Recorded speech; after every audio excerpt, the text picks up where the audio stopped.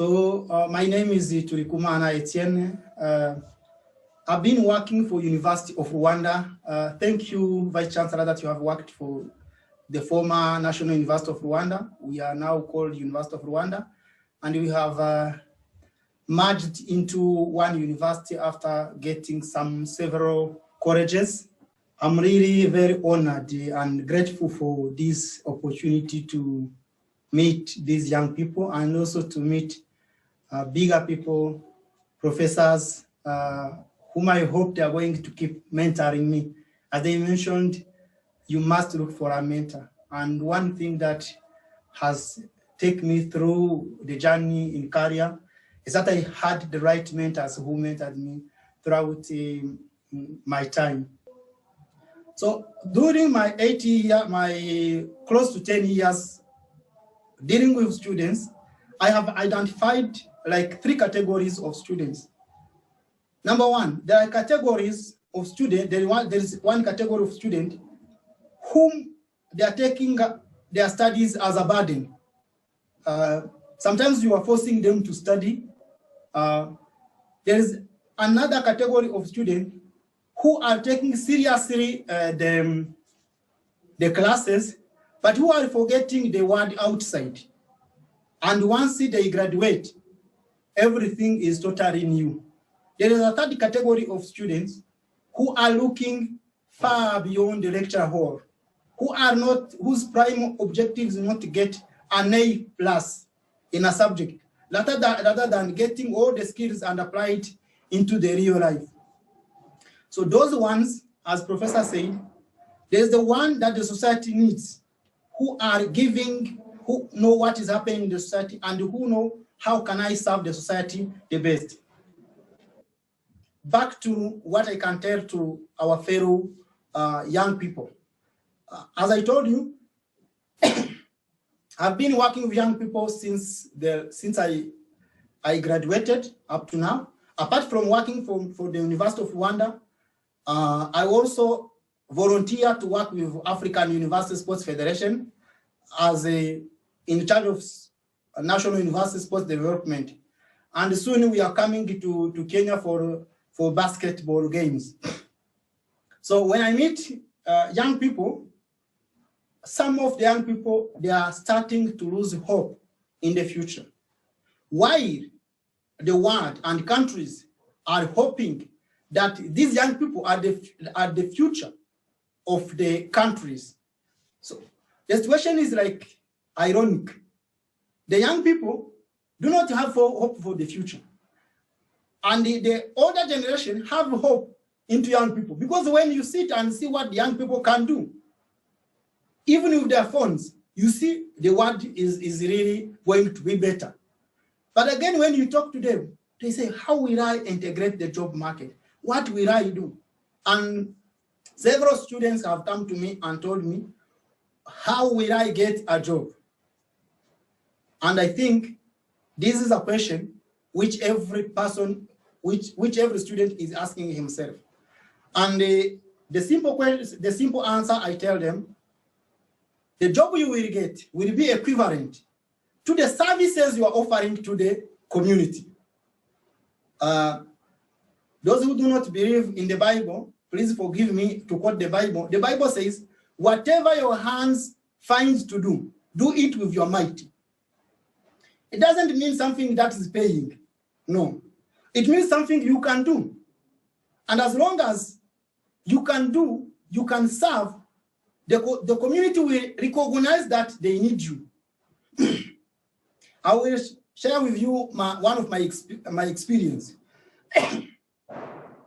When I was in charge of sports and culture, I had a chance to attend Africa University cross-country championship in Uganda. And when I looked around, there was a problem. So I'm encouraging every young person, look around you. There is what you can do. There is a problem you can solve. And as long as you become a solution to the community, then the community will need you and will keep you, will never let you go. So in Uganda, the games were dominated by English. but there were some people from DRC, from Burundi, who could not speak French. And I asked the organizers. That time I was just a junior person from nowhere. And I asked, why are you using only English? They said, we don't have anyone who speaks French. And I told them, but I speak French. They said, can you please translate for us? That was in 2013.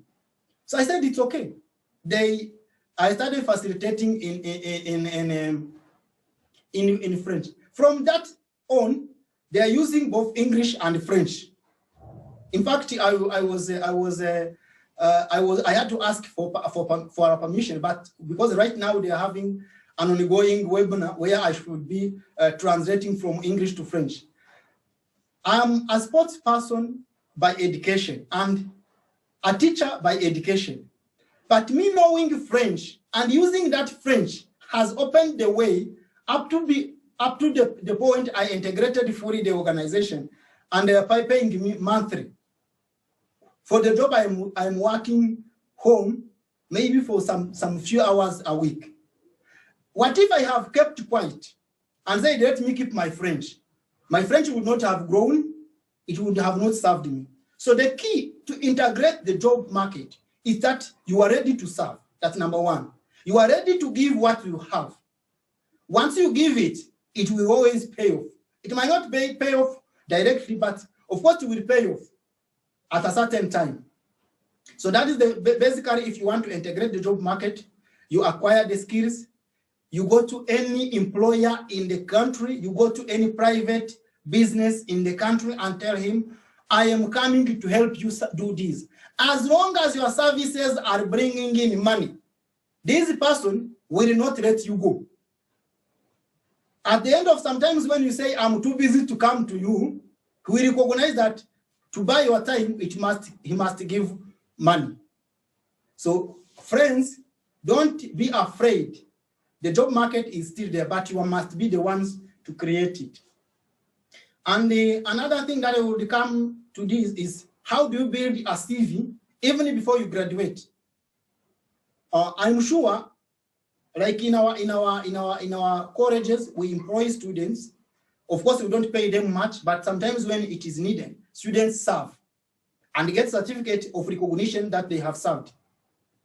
So even when you are still at even when you are still a student, don't study only.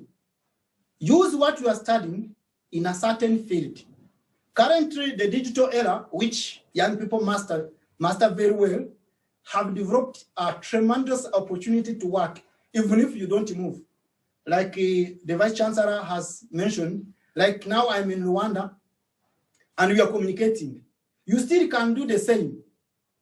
So, and doing so, you will be building the experience. And after building the experience, of course, experience is built always you are serving. Even today, I'm building the experience. But you will be different from a person who has gone only for school and has sat in class, have went to sleep only, and he has never even played in a university team when he has the skills of football or volleyball. If you go and go in any organization and say, I also play football, that is an addition. Maybe it will depend on the organization, but like here in Rwanda, some organizations, even banks, they have some teams because they want to enjoy life. So make sure you build your experience before you go out of school. Last, which is very important, there is something in you that makes you unique. Please try to identify what is different. Of course, a positive trait. Try always to identify how are you different from others. What are the strengths that I have?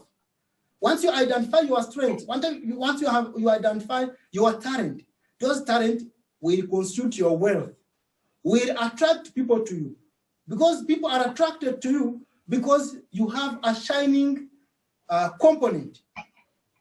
That is what is attracting people. That is what is attracting employees. So make sure you know that, And once you know that particular talent you have, please develop it at the most you can. Let's say, for example, you might be studying engineering and you're good at music. That is like two things that are totally different. But let's say you're going to start your own construction company, and people have seen you on TV playing good music, and people have seen you in the church playing good music and singing very well. Will it make a difference in you getting the clients? Yes or no? I believe it is yes.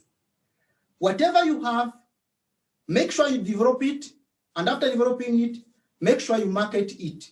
How do you market it? Look for the opportunity to make it serve the community. Briefly, this is what I wanted to share with you for the interest of time. And I hope some of you graduates, you will come and work in Rwanda. So the job market of Rwanda is through competition, it is open. And as long as you are competitive, you are welcome. The first question was about internal recruitment. The second question was about networking, and I think. Number one, you must identify which field you want to network in. Number two, at which level you want to start. Because networking will not start at the top level. Today, if you want to know the minister, to talk to the minister, it will be very hard for you. It will be very difficult. But again, you can still create a situation where the minister will want to talk to you. Because in your field, you have made a name. So, you must clearly define which field you are going to network in. Secondary, you must know where to start. And where to start, it's with yourself. With yourself knowing, what do I have?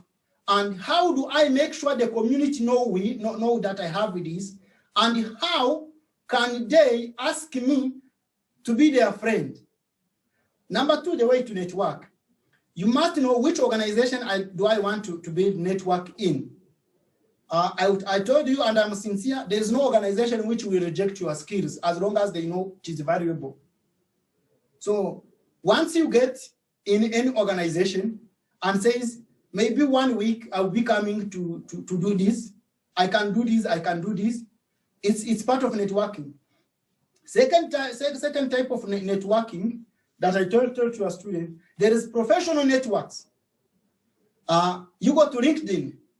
LinkedIn, if you ask friendship to LinkedIn to anyone, everyone will give it, will accept. And that is networking, where everyone who is on LinkedIn can check your profile and know your profile and say when needed, I will use this person. Rather than like Professor said, rather than chatting with your friends, yes, chatting is very good, but use that social networks to build the professional network. Go to Twitter. If you are on Twitter and you are following a person and you are posting something which is very positive to the country, everyone will look at this person is very clever. And even I've seen young people here in Rwanda who do things. And let me give you like one example of one of our young people. He took time. He knows how to draw very well. He took time and drew a picture of the president. And after drawing it, posted it on Facebook and Twitter.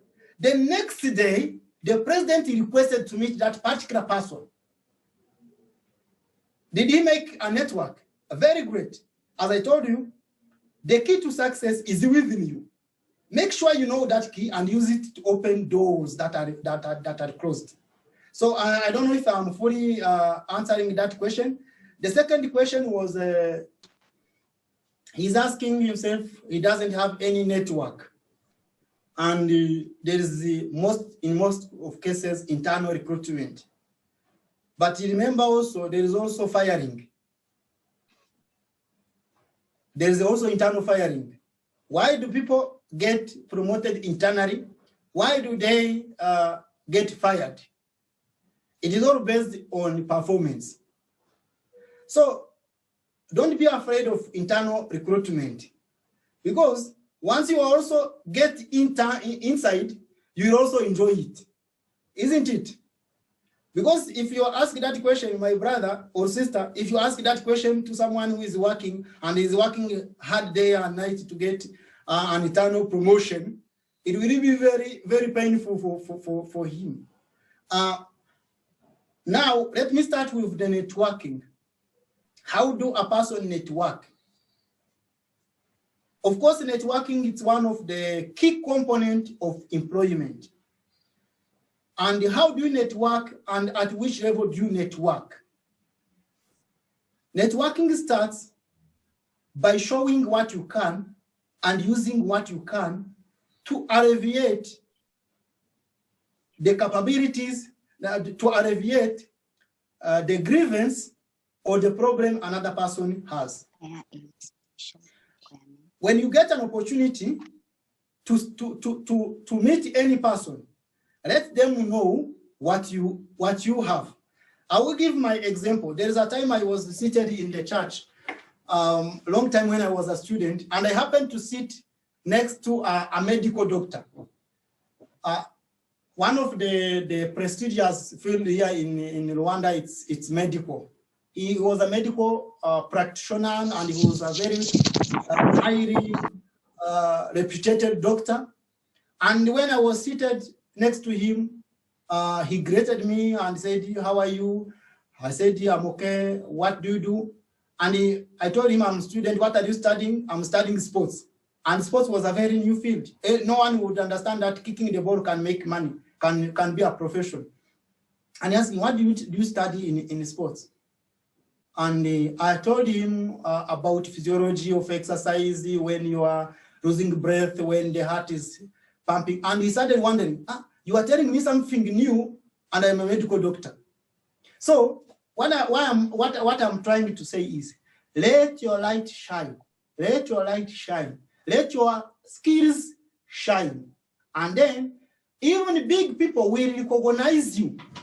So networking, that is one side, open in the community.